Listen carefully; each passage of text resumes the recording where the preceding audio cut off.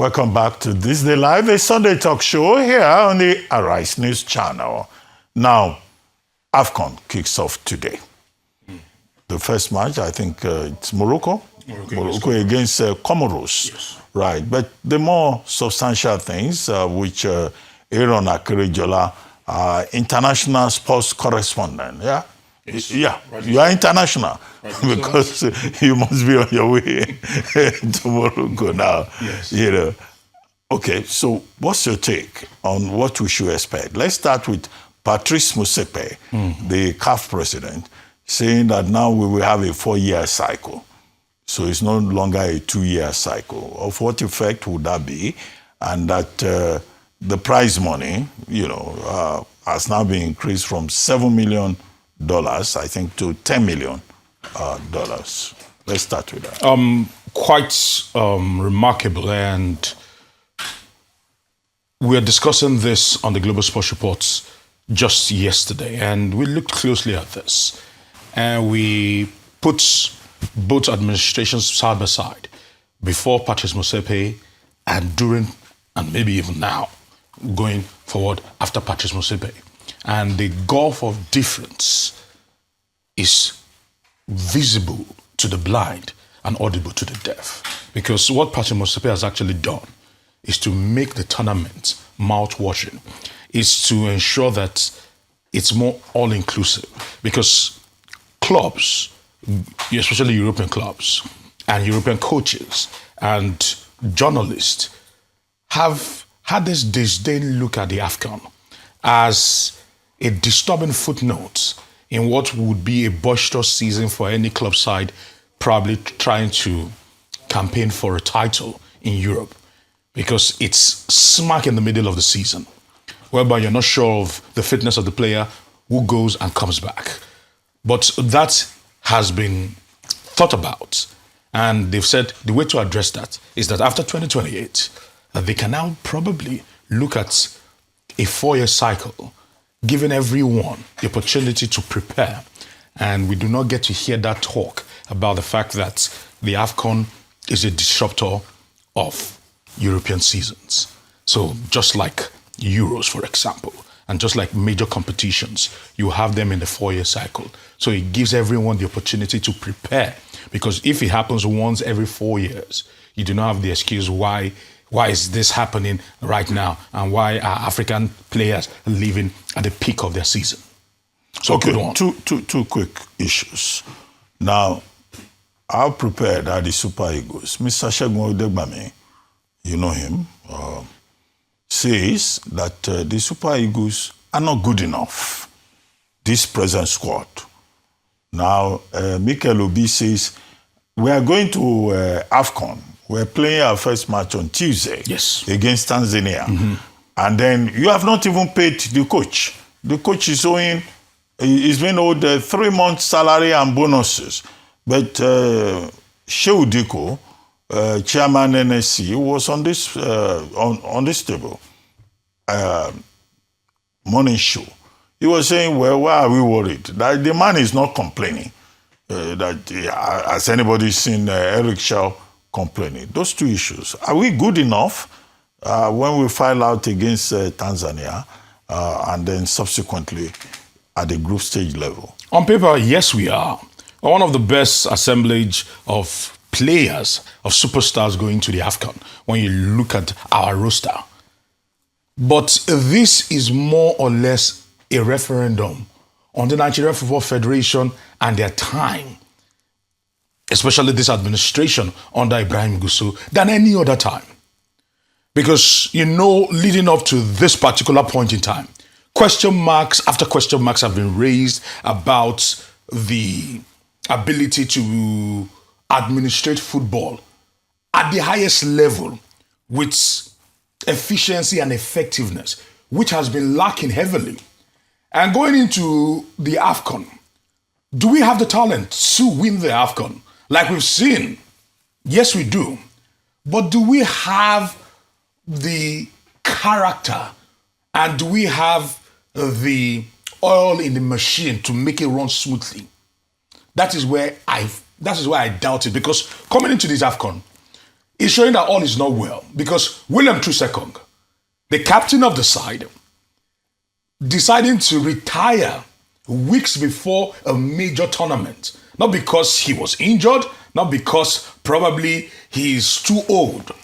Says that there is a lot of crack in the structure that we are taking to the AFCON. Now we have a new captain going into the AFCON. And I'm hoping that the Nigeria Football Federation can put the rabbit out of the hat.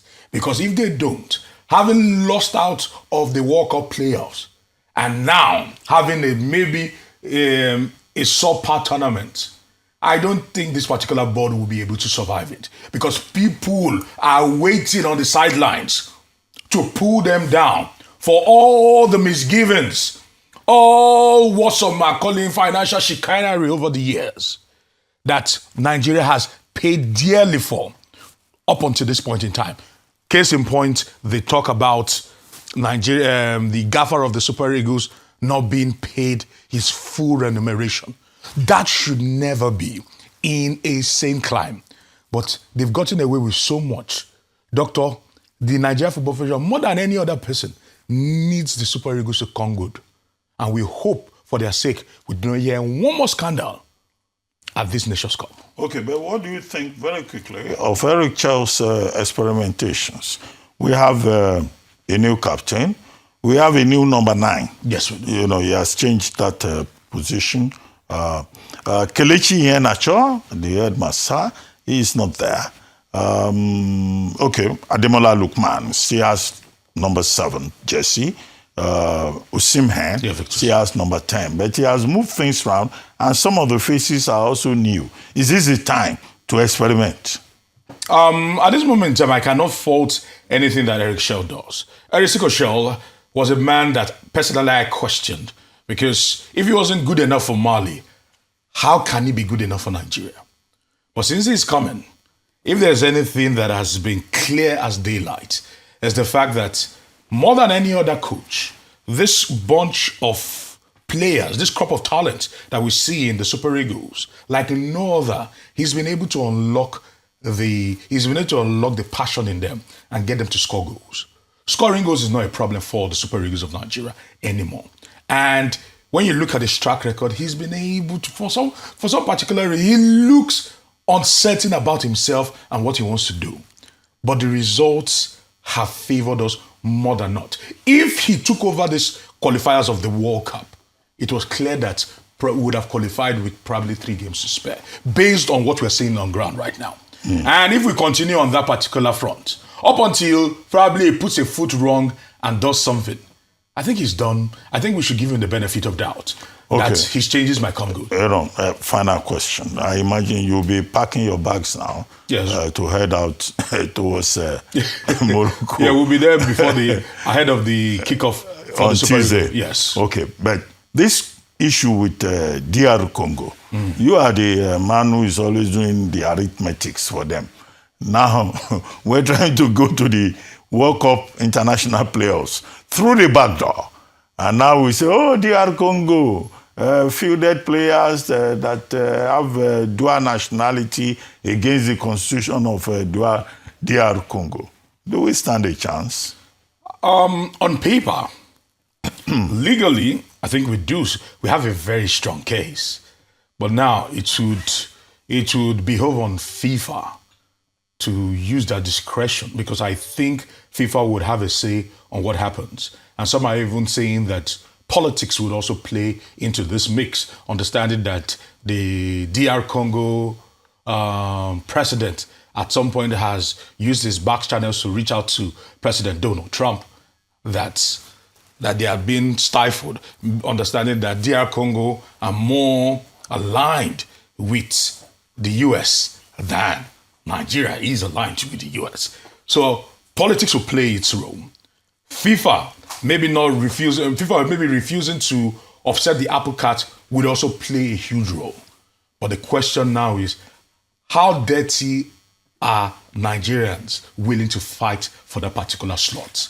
Because if we lose our petition against FIFA, we have an opportunity to take it to CAS, because there are steroidicises, there are precedents of